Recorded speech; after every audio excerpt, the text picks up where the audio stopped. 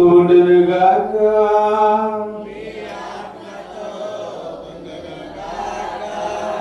పునీత మత్తయి గారు రాసిన పవిత్ర సువిశేషములోని భాగము.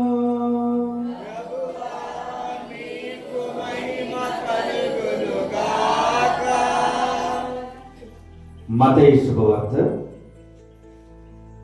5వ అధ్యాయము పవిత్ర వచనములు 13 నుంచి 16 వరకు. మత్తయి శుభవార్త 5వ అధ్యాయము పవిత్ర వచనములు 13 నుంచి 16 వరకు.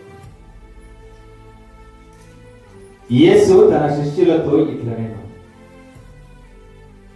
మీరు భూమికి ఉప్పు వలె ఉన్నారు. ఉప్పు తన ఉప్పుతనమును కోల్పోయిన ఎడల దానిని తిరిగి పొందలేదు. అట్టి ఉప్పు బయట పారవేయబడి ప్రజలచే త్రొక్కబడుటకే గాని మరెందుకు పనికిరాదు. మీరు లోకమునకు వెలుగై ఉన్నారు. కొండపై కట్టబడిన పట్టణము మరుగై ఉండజాలదు. ఇంటనున్న వారికి అందరికీ వెలుగునిచ్చుటకై దీపమును వెలిగించి దీపస్తంభం పైననే ఉంచెదరు, కానీ గంప కింద ఉంచరు కదా. ప్రజలు మీ సత్కార్యములను చూచి పరలోకమందున్న మీ తండ్రిని సన్నుతించుటకు మీ వెలుగును వారి ఎదుట ప్రకాశింపనిద్దు. ఇది క్రీస్తు సువిశేషము.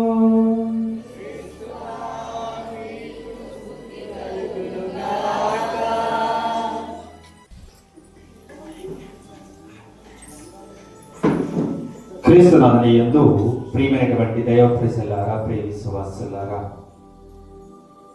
ఈనాడు తల్లి శ్రీ సభ మనలందరినీ కూడా సామాన్య కాలము 5వ ఆదివారములోనికి ఆహ్వానిస్తూ ఉంది. Praise the Lord, praise the Lord, hallelujah, hallelujah, hallelujah. యేసువ వందనం, యేసువ స్తోత్రం, యేసువ ఆరాధన. Praise the Lord, praise the Lord, praise the Lord. హృదయ ప్రజలారా, ఈనాడు తల్లి శ్రీ సభ ద్వారాగా తండ్రి అయినటువంటి దేవుడు ఈ విధముగా ఇష్టపడుతూ ఉన్నాడు. యెషయా గ్రంథము 58వ అధ్యాయము 6వ వచనము. నేను ఇష్టపడు ఉపవాసం ఇది, మీరు అన్యాయపు బంధములను విప్పుడు, ఇతరుల మెడ మీద కెత్తిన కాడిని తొలగింపుడు, పీడితులను విడిపింపుడు,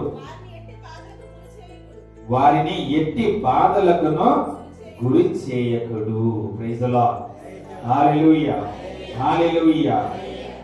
హృదయ ప్రజలారా, యెషయా ప్రవక్త ద్వారా యావే దేవుడు ఈ విధముగా తెలియజేస్తూ ఉన్నాడు, నేను ఇష్టపడు ఉపవాసం ఇది అని. సాధారణంగా మనం క్రైస్తవ విశ్వాసులమైనటువంటి మనం అందరం కూడా ఎప్పుడు ఉపవాసం చేస్తూ ఉంటాం? ఎప్పుడు చేస్తామండి? ఎప్పుడు చేస్తామండి? కొంతమంది శుక్రవారాలు చేస్తూ ఉంటారు, కొంతమంది తపస్కాలములో చేస్తూ ఉంటారు. దేనికి చేస్తున్నాం మనం? నేను ఇష్టపడే ఉపవాసం ఇది,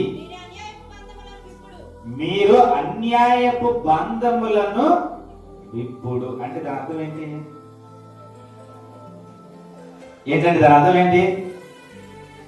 అన్యాయపు బంధాలను విప్పండి అని చెప్తూ ఉన్నారు. అన్యాయముగా మాట్లాడటం, లేనిపోనివి సృష్టించడం, కథలు అల్లటం, ఉన్నవి లేనివి సృష్టించి వాళ్ళపై భారము మోపడాన్ని తీసేయమని చెప్తూ ఉన్నాడు. అర్థమవుతుందండి? వారిపై మోపినటువంటి బంధం అంటే ఏదైతే కట్టుకథగా నువ్వు కట్టి వాళ్ళపై భారాన్ని మోపి అన్యాయపు బంధంగా ఏర్పరిచావో దానిని విప్పేయమని చెబుతూ ఉన్నాడు యావే దేవుడు. అది ఉపవాసం. అంతేగాని ఈ రోజున మా ఇంట్లో అమ్మ ఉప్మా వండింది కాబట్టి ఈ రోజు నేను ఉపవాసం, ఈ రోజున అమ్మ నాకు ఇష్టమైనది వండలేదు కాబట్టి నేను ఉపవాసం, ఇలాంటివి కాదండి ఉపవాసాలంటే.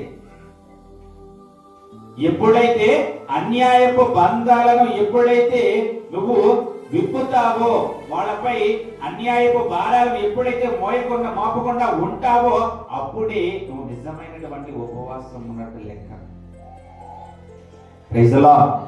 హల్లెలూయా, హల్లెలూయా. చదువమ్మా. ఇతరుల మెడ మీదకెత్తిన కాడిని తొలగింపుడు. అర్థమవుతుందండి? ఇతరులపై మెడ మీదకెత్తిన కాడిని తొలగింపుడు అని చెప్తూ ఉన్నాం. మనం ఏం చేస్తూ ఉంటాం? మనం చేసేదే అది. 24 గంటలు మనం చేసేదే అది. ఎలా ఎత్తున్న వాళ్ళపైన గడ్డి మబ్బులు కదండి పెట్టేది, తీసుకొచ్చి ఒక పుల్లల మబ్బు కదండి పెట్టేది, తీసుకొచ్చి ఓ పత్ర కదండి పెట్టేది, వాళ్ళ మెడ మీద వాళ్ళ తలపైన పెట్టేది. అది కాదండి నీ మాట, నీ ఆలోచన, నీ తలంపు. నువ్వు ఏదైతే ఊహించుకుంటూ ఉన్నావో దాన్ని తీసుకువెళ్ళి వాళ్ళ యొక్క మెడ మీద వాళ్ళ యొక్క నెత్తిన పెడుతూ ఉన్నావు, వాళ్ళపై భారాన్ని పెడుతూ ఉన్నావు. మరి ఆ వ్యక్తి ఏం చేయాలండి? అన్యాయపు బంధాలను ఏర్పరుస్తూ ఉన్నావు, మెడ మీద కత్తిలా పెడుతూ ఉన్నావు. నీ మాటలతో, నీ చేతలతో, నీ తలంపులతో, నీ ఊహ గానాలతో. మరి ఇలా చేస్తూ ఉన్నప్పుడు అది నువ్వు ఎలా ఉపవాసం అవుతుంది? ఇన్ని చేస్తూ ఉన్నావు, చివరికి వచ్చి నేను ఈరోజు ఉపవాసం ఉన్నాను, ఈరోజు శుక్రవారం కదా నేను తినకూడదు, ఆ యావే దేవుడు చెప్పాడు, నేను తపస్కాలంలో ఉన్నాను, నేను ఈ రోజున తినను, నేను ప్రతిరోజు ఉపవాసమే ఉంటాను, నేను ఉదయం కూడా బ్రేక్ఫాస్ట్ చేయను, లేదా నేను మధ్యాహ్నం భోజనం చేయను, లేదా రాత్రి కూడా నేను మానేస్తున్నాను.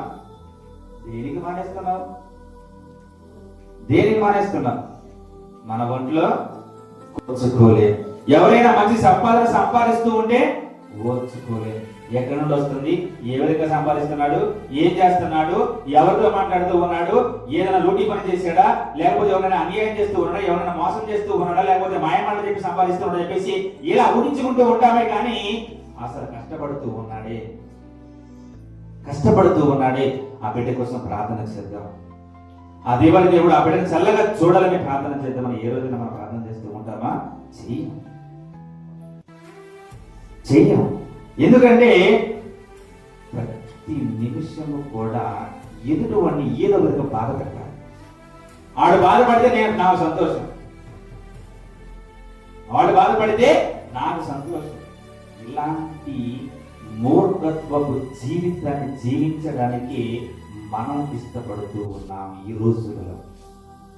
Praise the Lord. Hallelujah, hallelujah. చదవమ్మా. మీ భోజనములో ఆకలి కొనిన వారికి వడ్డింపుడు, ఇల్లు వాకి లేని వారికి ఆశ్రమిండు, బట్టలు లేని వారికి దుస్తులిండు, మీ బంధువులకు సహాయము నిరాకరింపకుడు అని తెలియజేస్తూ ఉన్నారు. Praise the Lord. Hallelujah, hallelujah. మీ భోజనములో ఆకలి కొనిన వారికి వడ్డింపుడు. ఉపవాసాలు అంటే ఏంటో చెప్పనండి. నీ భోజనాన్ని నువ్వు ఏదైతే త్యాగం చేస్తున్నావో ఆ రోజు ఉదయం బ్రేక్ఫాస్ట్ కనుక చేసి ఇంట్లో కూడబెట్టుకోవాలి.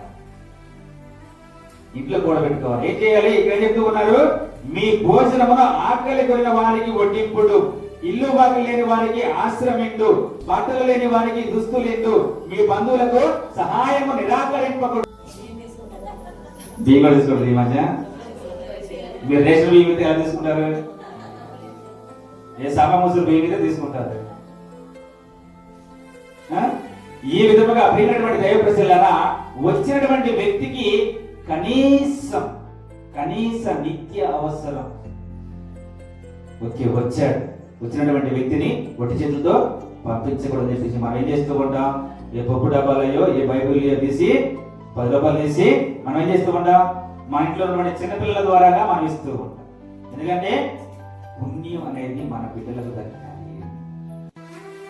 పుణ్యం అనేది మన బిడ్డలకి దక్కాలి అని మనం ఈ విధముగా చేస్తూ ఉన్నాం. అంటే చిన్నపిల్లల ద్వారా పుణ్యం అనేది మన ముందుకు వస్తూ ఉంటుంది. మన వాక్యంలో ఎప్పుడైతే ఇతరులకు ఏమీ ఆశించకుండా నువ్వు చేస్తావో అప్పుడే నీకు ఆ దేవుని కృప ఎల్లప్పుడూ కూడా నీపై ఆవరించి ఉంటుంది.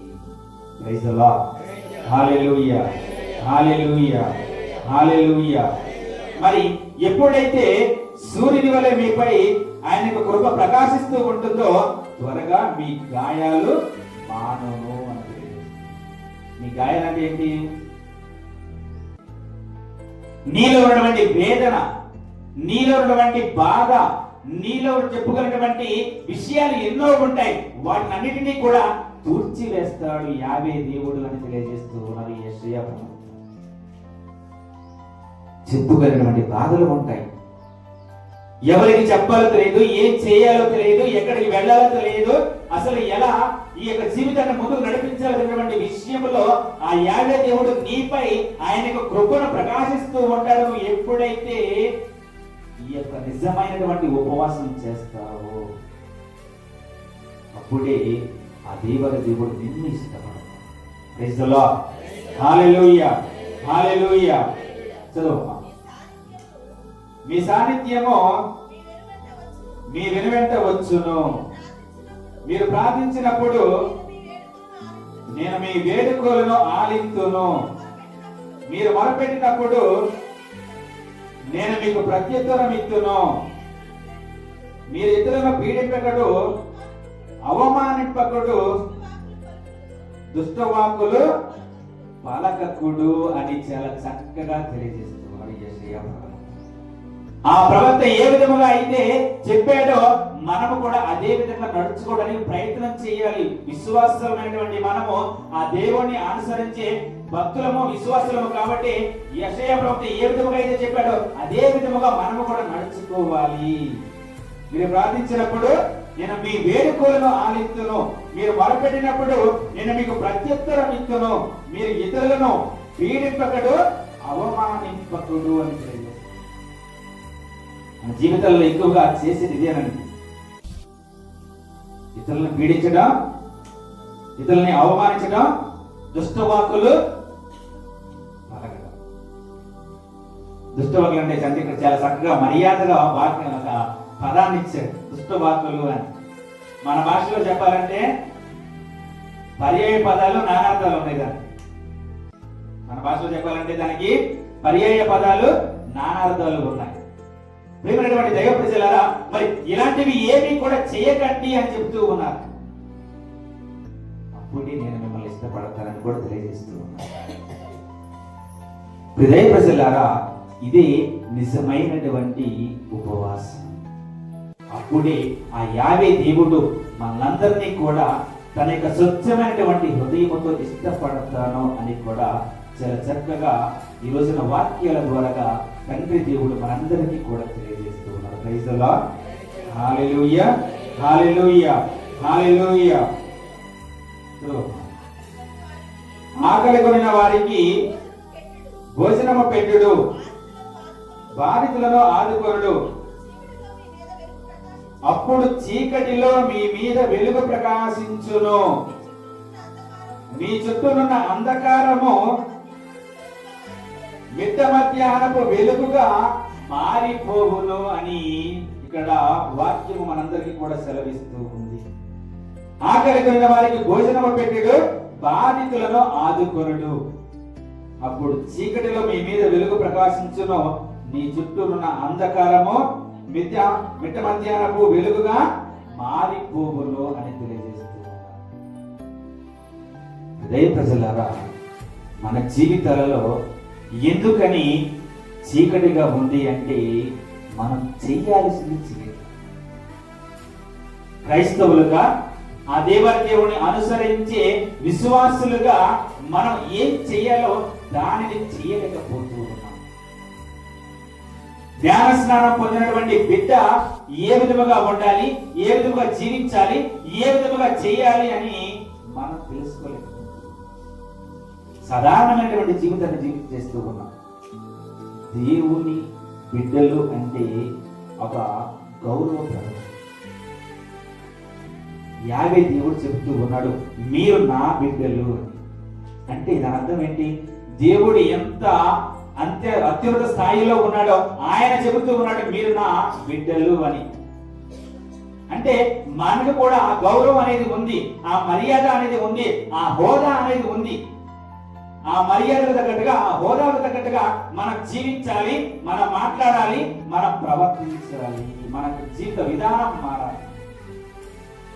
అప్పుడే ఆ దేవుడు మనందరినీ కూడా కాచి కాపాడుతూ ఉంటారు. Praise the lord.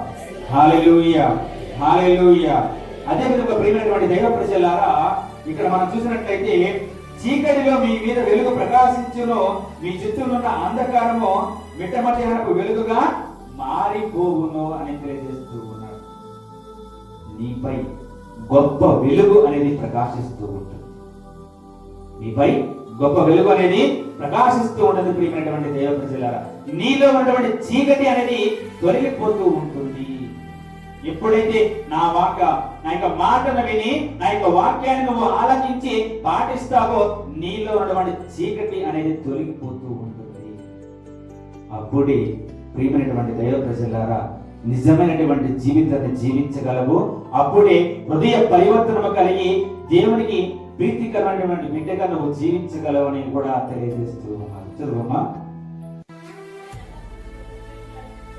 నేను ఎల్లప్పుడూ మిమ్మల్ని నడిపిస్తున్నాను, మీ అక్కడలో తీర్చి మీకు సంతృప్తిని వసగుదును, మీకు బలమును దయచేయుదును అని కూడా చాలా చక్కగా తెలియజేస్తున్నాను. మీరు ఈ విధముగా ఉపవాసము చేసినట్లయితే నేను మిమ్ము ఏరాళముగా జీవించి ఆశీర్వదిస్తానని చెప్తూ ఉన్నారు. నా కృప ఎల్లప్పుడూ కూడా సూర్యుని వలె ప్రకాశిస్తూ ఉంటుందని తెలియజేస్తూ ఉన్నారు. అదే విధముగా మీలో ఉన్నటువంటి చీకటిని పారదోలుతానని చెప్తూ తెలియజేస్తూ ఉన్నారు. కానీ మనం చేయగలుగుతూ ఉన్నామా? 40 రోజులు ఉపవాసం చేసామంటే నేను టీవీ చూడను, నేను మొబైల్ చూడను, లేకపోతే నేను ఇది చేయనని చెప్పేసి 40 రోజులు నువ్వు కట్టుబట్టుకొని అక్కడ కూర్చుంటావు. 41వ రోజు ఎందుకని వెళ్తున్నా? మళ్ళీ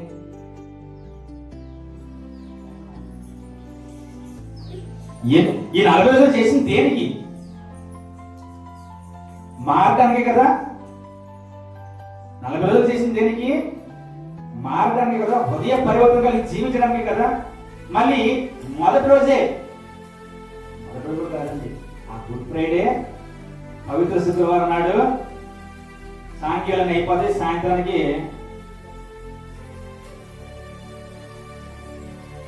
మళ్ళీ యథావిధి స్థానంలోకి వెళ్ళిపోతూ ఉన్నారు. ఎందుకని? మన 40 రోజులు చేసిన దానికి ఉపయోగం ఏంటి? నువ్వు ఉదయం నుంచి సాయంత్రం వరకు నువ్వు కూలి పనికి వెళ్తూ ఉన్నావు కదా, చేసిన ఉపయోగం ఏంటి? వేతనం ఇస్తున్నావు, దానివల్ల నువ్వు లబ్ధి పొందుతూ ఉన్నావు.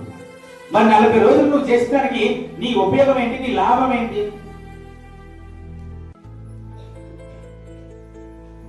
తెల్లారేసాలు దేనికి చేశాను? 40 రోజులు ఉపవాసం ఎందుకున్నావు? తాగకుండా ఎందుకున్నావు? అటు ఇటు వెళ్ళకుండా ఎందుకున్నావు? తినకుండా ఎందుకున్నావు? మరి ఆ అంగరంగ వైపోయినటువంటి బట్టలు కట్టుకోకుండా సాధారణమైన జీవితాన్ని ఎందుకు జీవించారు? ఎవరి కోసం జీవించారు? దానివల్ల ఉపయోగం ఏంటి? ప్రజలారా, ఏదైనా చేస్తూ ఉన్నాము అంటే దానికి అర్థం పరమార్థం అనేది ఉండాలి. నువ్వు ఏదైతే ఈ 40 రోజులు ఉపవాసం చేస్తూ ఉన్నావో ఆ యొక్క లాభం అనేది నీ కుటుంబానికి, నీ బిడ్డలకు చెందాలి. నీకు, నీ బిడ్డలకు, నీ కుటుంబంలోని వ్యక్తులకు చెందాలి ప్రియమైనటువంటి దైవ ప్రజలారా.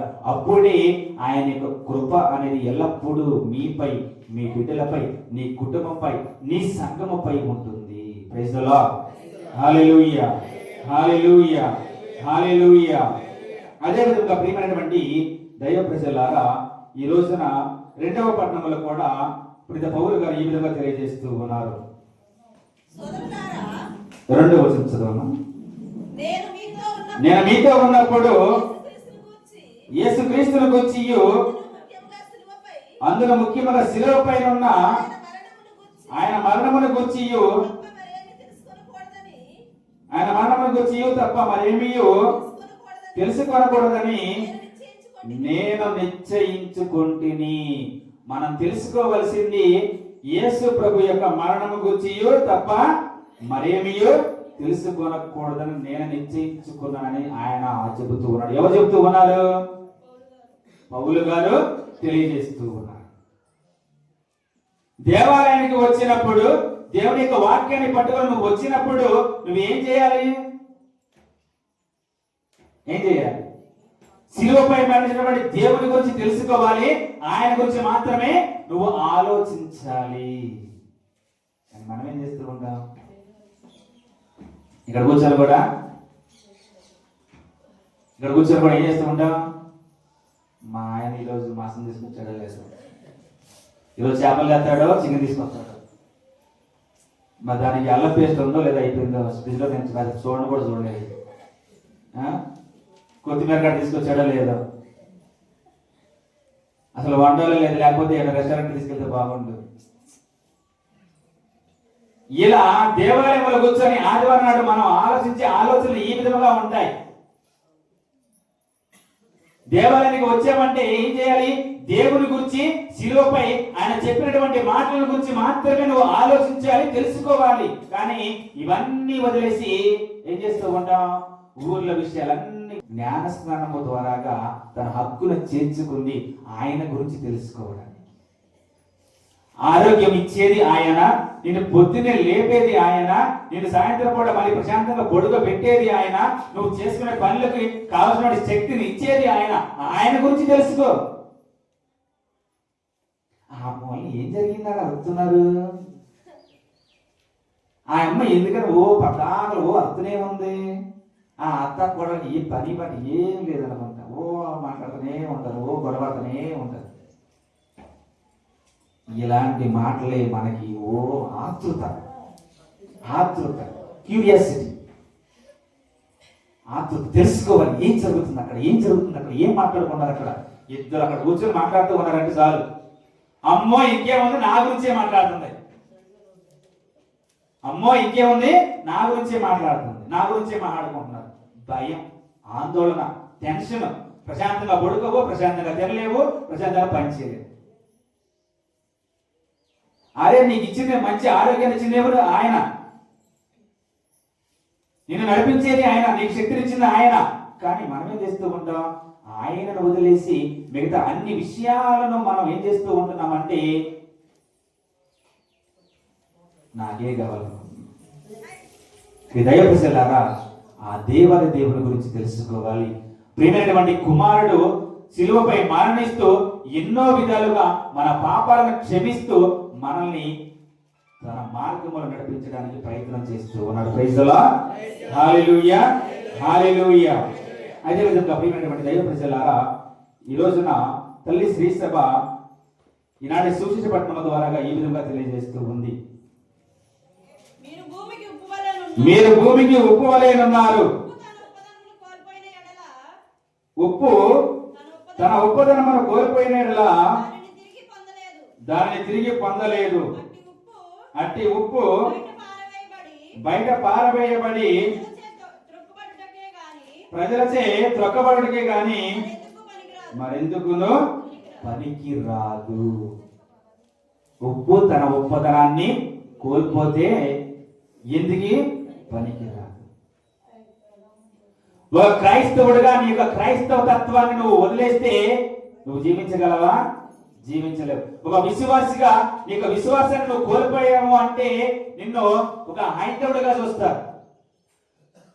అదే విధంగా కుటుంబంలో ఒక భార్యగా, ఒక తల్లిగా, ఒక విశ్వాసురాలుగా, ఒక సంఘముల బిడ్డగా నీ యొక్క విలువను నువ్వు కోల్పోయావు అంటే నేనేం ఎలా చూస్తాను? నిన్ను ఎలా చూస్తారు? మానవత్వాన్ని, ఒక మనిషిగా నీలో ఉన్నటువంటి మానవత్వాన్ని నువ్వు కోల్పోతే నువ్వు మనిషివే అంటారు. ఎరా నువ్వు నిజంగా మనిషివేనా? ఇంత జరుగుతుంది, ఇంత నడుస్తుంది, అసలు కొంచెం కూడా చెలించవేంటి అని చెప్పేసి తిడుతూ ఉంటారు. అంటే ప్రజలందరూ కూడా తిడుతూనే ఉంటారు.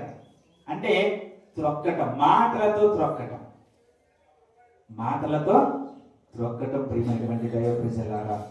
అందుకని ఇక్కడ తెలియజేస్తూ ఉన్నారు, అట్టి ఉప్పు బయట పారవేయబడి ప్రజల చేత తొక్కబడికి కానీ మరెందుకు పనికి రాదు అని. దైవ ప్రజలారా మనం గమనించాలి, మనందరము కూడా గమనించాలి. భూమికి ఉప్పు వలె ఉండాలి, ఉప్పుదనం కోల్పోకూడదు. అదే విధముగా ఈ భూమి మీద మనం జీవిస్తూ ఉన్నాము అంటే ఆ దేవుడిని ఆరాధిస్తూ మనమందరం కూడా స్వచ్ఛమైనటువంటి క్రైస్తవ బిడ్డలుగా జీవించాలి, విశ్వాసపూర్వకమైనటువంటి జీవితాన్ని జీవించాలి. కానీ విశ్వాసము లేకుండా జీవించకూడదు, అదే విధంగా భక్తి లేకుండా జీవించకూడదు. విశ్వాసం ఉండాలి. వినుట వలన ఏం జరుగుతుందండి? అవునా? తినటం వలన వేపాకు తీయగా, నిజమేనా? ఎప్పుడైనా తిన్నారా? కానీ మాకు ఒక ఉపమానం ఉందట, తినగా వేపాకు తీయగా నుండును అని. మరి వినటం వలన వేదాంత వాక్కు విశ్వాసాన్ని పెంపొందించాలి, అంటే విశ్వాసంలో ఎదగాలి. కానీ మనం ఏం చేస్తున్నాము? ఆ వాక్యాన్ని మనం వినాం. నువ్వు విన్నావు అంటే నువ్వు విశ్వాసం కలిగి ఉంటావు. నువ్వు విశ్వాసం కలిగి ఉన్నావంటే నువ్వు హృదయ పరివర్తన జీవితం కలిగి జీవిస్తున్నావా అని అర్థం. మనం వినాం, మన విశ్వాసాన్ని పాటించాలి.